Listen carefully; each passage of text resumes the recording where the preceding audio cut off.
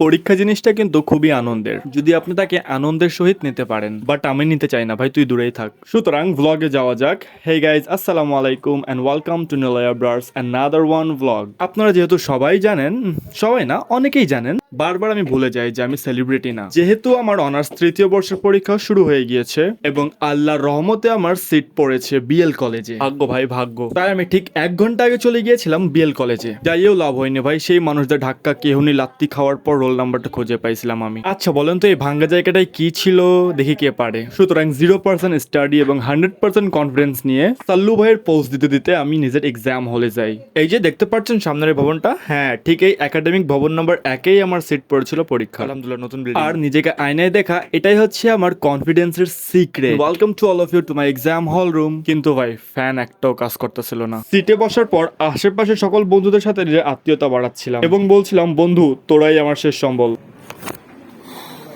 আলহামদুলিল্লাহ পরীক্ষা শেষ। ঠিক 5টার সময় আমি হল রুম থেকে বের হই। ভাই আপনারা যে যাই বলেন না কেন, কিন্তু পরীক্ষা শেষ করে এই হল রুম থেকে বের হওয়ার মোমেন্টটা মনে হয় অস্কার জিতে অ্যাওয়ার্ড শো থেকে বের হচ্ছি। বাট ভাই লিখছি আজকে সেই হাতের অবস্থা দেখতেছেন পুরো চ্যাপটা হয়ে গেছে। পুরো 100 মার্কের পরীক্ষা দিছি আমি। চিন্তা নাই, এই পরিশ্রমী একদিন কথা বলবে। বাচ্চা শুকায় গেছে।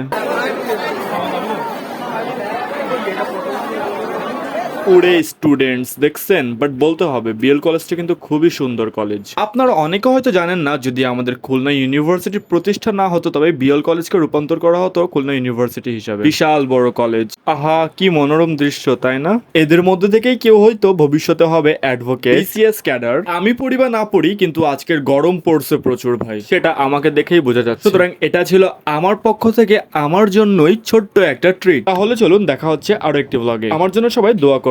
আল্লাহ হাফেজ, সি ইউ সুন।